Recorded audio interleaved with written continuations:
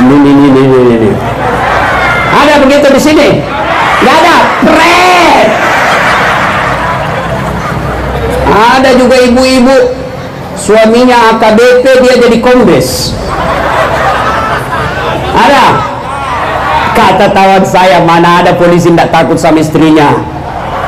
Ya, langsung kawan saya bilang, sebenarnya itu polisi tidak takut sama istrinya Ustaz, cuma ini istri selalu melapor sama istrinya komandan, dan komandan juga takut sama istrinya.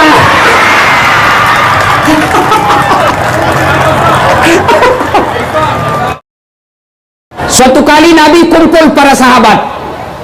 Nabi lalu bertanya, "Atadruna manil muflis?" Saudara-saudara sekalian, tahu tidak siapa yang bangkrut di akhirat kelak? Tahu tidak siapa yang pailit nanti di akhirat? Macam-macam jawaban sahabat. Ada yang mengatakan yang tidak sholat ya Rasul. Nabi jelaskan, dia sholat, bahkan sholat sunnahnya baik. Yang tidak puasa Ramadan ya Rasul, dia puasa Ramadan, Senin Kamisnya lancar. Kalau begitu yang tidak bayar zakat ya Rasul, dia bayar zakat harta, zakat fitrah dia keluarkan. Lalu sahabat berkata, yang tidak haji ya Rasul, Nabi jelaskan, dia haji bahkan sudah umroh berkali-kali. Seluruh sahabat heran. Lalu Nabi berkata lagi, siapa yang tahu yang bangkrut di akhirat kelak? Akhirnya tidak ada yang tahu. Nabi lalu menjelaskan, yang bangkrut nanti di akhirat, jarusu wa khati'ur rahim, tetangga yang jahat sama tetangganya dan yang memutuskan persaudaraan. Sahabat heran. Lalu sahabat bertanya, kok bisa bangkrut ya Rasul? Dia kan sholat, dia puasa, dia bayar zakat, dia haji, kok bisa bangkrut ya Rasul? Nabi menjelaskan, betul, hubungannya kepada Allah baik, ibadahnya kepada Allah baik, tapi sayang 1000 sayang, hubungannya kepada sesama manusia hancur. Sebelah kanan rumahnya dia bertengkar, depan rumahnya dia musuhi, sebelah kirinya dia berkelahi, sebelah belakang rumahnya pun dia musuhi, seluruh orang di sampingnya hampir dia musuhi semua. Akhirnya di akhirat kelak, ketika dia store salatnya, ya Allah ini salatku, datang tetangganya, tunggu dulu Tuhan, saya pernah tetangga di Medan, dia fitnah saya, katanya anakku yang lurus rambutnya bukan anaknya suamiku, karena suamiku keriting rambutnya. Dia tidak tahu anaknya lurus rambutnya karena sudah rebonding. Gara-gara fitnahnya ya Allah, saya malu satu kampung, saya minta keadilan hari ini ya Allah. Allah kemudian berfirman, kalau begitu kau ambil dia punya sholat 20 tahun. Nah, dia setor lagi puasanya, ya Allah ini puasaku. Datang lagi tetangganya, tunggu dulu Tuhan, saya pernah tetangga di Medan, dia serobot saya punya tanah 1 meter, saya bertetangga, dia ambil tanahku 1 meter. Akhirnya setiap hujan banjir saya punya rumah, saya mau lapor sama polisi, temannya polisi. Akhirnya apa?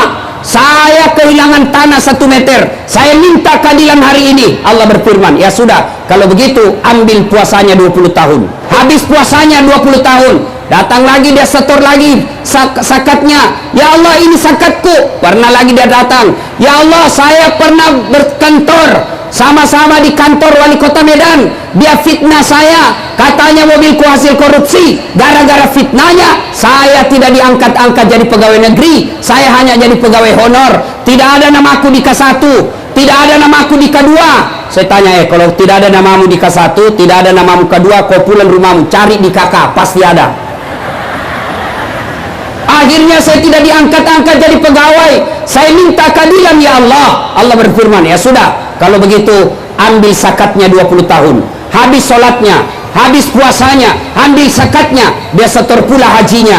Ya Allah ini hajiku. Datang lagi, ya Allah saya pernah sama-sama caleg di Sumatera Utara, dia fitnah saya, dia sebarkan fitnah, akhirnya saya tidak terpilih, saya minta keadilan hari ini ya Allah. Allah berfirman, ya sudah ambil hajinya. Habis sholat, habis zakat, habis puasa, habis haji, masih ada yang datang, ya Allah saya juga pernah disakiti, saya minta keadilan hari ini ya Allah. Ini yang tadi banyak amalnya lalu berkata, ya Allah bagaimana lagi, sudah habis amalku. Lalu Allah berfirman, supaya adil ambil dosa-dosanya orang yang pernah kau sakiti hatinya. Inilah yang disebut bangkrut, habis amal kebaikannya, dosa-dosanya orang masuk kepada dirinya. Nah, agar kita tidak termasuk orang yang bangkrut, memutuskan persaudaraan, maka Polda Sumatera Utara mengajak kita hadir di tempat ini untuk apa? Agar kita bersatu dan tidak berpecah belah. Ibu bapak, saudara-saudara sekalian yang saya hormati, mari kita simak lebih jauh. Kenapa orang berpecah belah? Apa sebab orang bertengkar? Apa sebab orang bermusuhan? Satu, yang paling aktual sekarang, orang bermusuhan, orang berpecah belah gara-gara apa? Pemilu. Ya, ibu-ibu, jangan pecah belah gara-gara pemilu. Jangan bertengkar gara-gara pemilu. Pemilu adalah pesta. Ibu, kalau saya tanya, kalau ibu bercerita pesta, apa yang ada di otak ibu? Kalau kita ingat-ingat pesta, apa yang ada di benak kita? Pasti senang-senang, kita gembira-gembira. Pesta pengantin, pesta ulang tahun. Tidak ada orang datang pesta pengantin takut, kecuali yang ada selingkuhnya di sana, dibawa istrinya, takut itu. Ya, pesta demokrasi ini pesta 5 tahunan. Jangan ibu takut, jangan berpecah belah. Kenapa pemilu biasa pecah belah? Kenapa biasa pemilu bisa ribut? Satu penyebabnya pemilu bisa ribut, gara-gara apa? Politisinya sendiri. Caleg, ayo silakan paparkan visi misimu. Jangan kau sogok rakyat, jangan bawakan sembako rakyat, jangan bodoh-bodohi rakyat. Paparkan saja visi misimu. Ibu-ibu, bapak-bapak mau lihat caleg yang baik atau tidak? Lihat balehonya, apa bahasanya. Saya doktor di bidang ilmu komunikasi.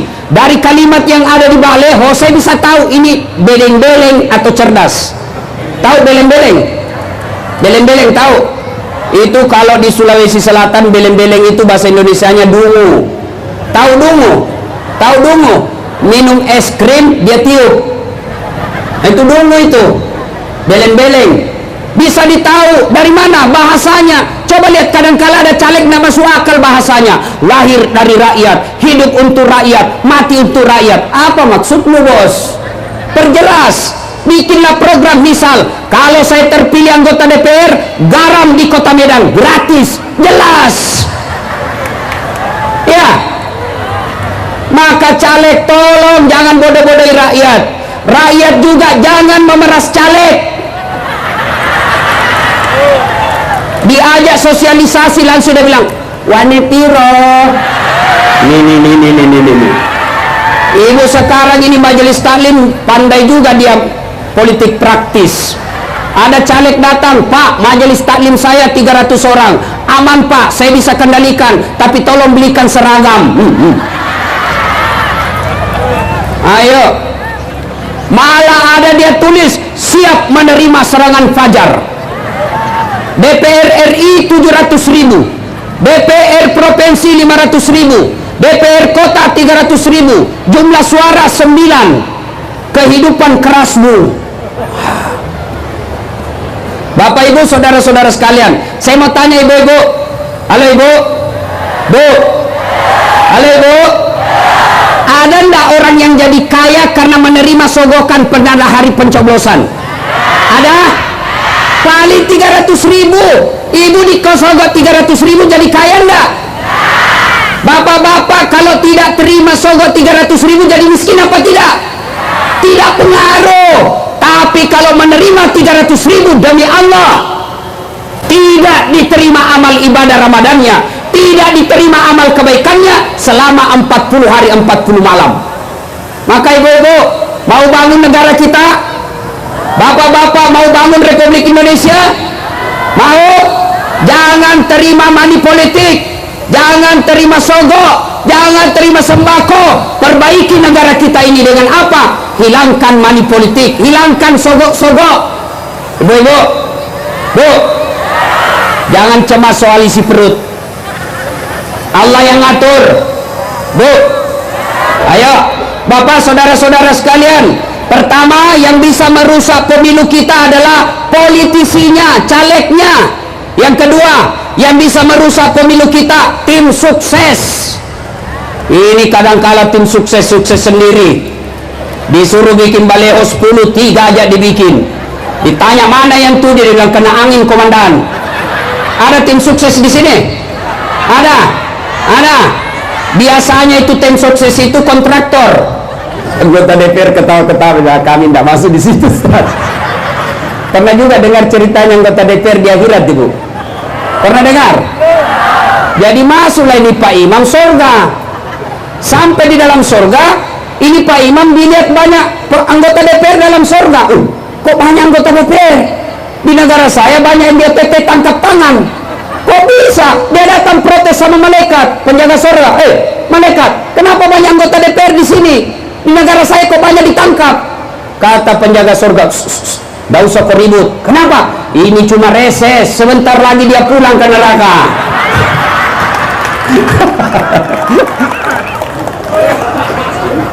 Satu, yang menjawabkan kita ribut pemilu, politisi. Dua, tim sukses. Yang ketiga, yang bisa menyebabkan ini pemilu ribut, apa? Hoax. Ibu-ibu tahu hoax? Tahu hoax? Sepupu satu kali dengan fitnah, bersaudara dengan cerita bohong. Jangankan dalam Islam, jangankan berita bohong, berita benar saja tidak boleh diedarkan apabila itu mengancam kemaslahatan. Saya ulang, dalam Islam jangankan berita bohong, berita benar, berita ada kejadiannya, ada faktanya, ada saksinya, betul itu kejadian, benar kejadiannya. Tapi kalau mengancam kemaslahatan, haram kita edarkan. Setiap tempat ada ucapan yang cocok untuk tempat itu, dan setiap ucapan ada tempat yang cocok untuk ucapan itu. Jadi Bapak Ibu sekalian, hindari hoax dalam pemilu ini. Yang biasa kita masuk penjara, bahkan akhirnya berpisah dengan keluarga. Gara-gara apa? Menyebarkan hoax. Ibu-ibu sekarang gampang sekali menyebarkan fitnah. Halo Bu, ini tukang gosip ini. Nah, kalau begini nih, duduk-duduk begini, damai tapi gersang itu begini. Duduk begini nih, dia tidak cerita tapi mulutnya dong. Apa?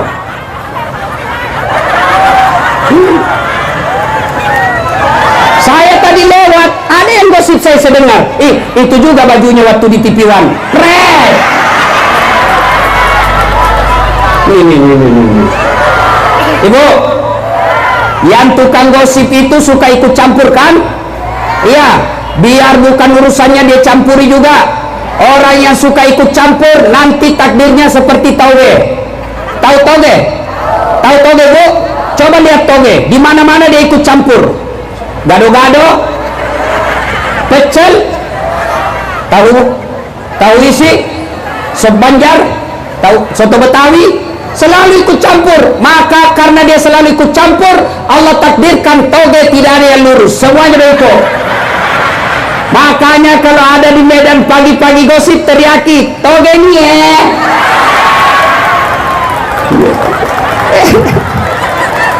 ayuhibbu ahadukum, sukakah kamu memakan bangkai sesamamu manusia? Hindari hoax.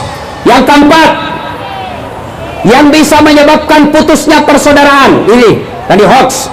Sekarang yang keempat yang bisa memutuskan persaudaraan, apa? Sangka buruk.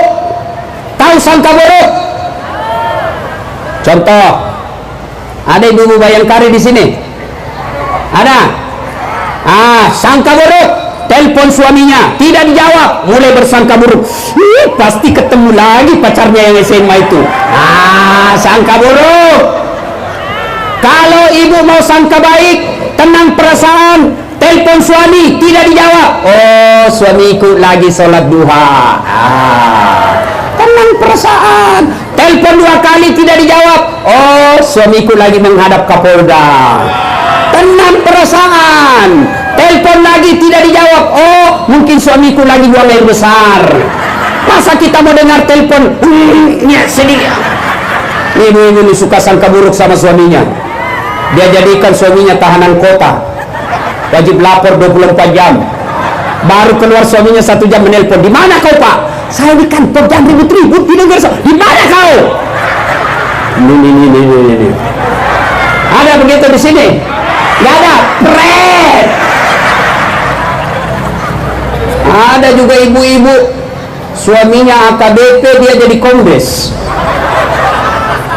Ada. Kata tawan saya, mana ada polisi tidak takut sama istrinya. Ya, langsung kawan saya bilang, sebenarnya itu polisi tidak takut sama istrinya Ustaz, cuma ini istri selalu melapor sama istrinya komandan, dan komandan juga takut sama istrinya.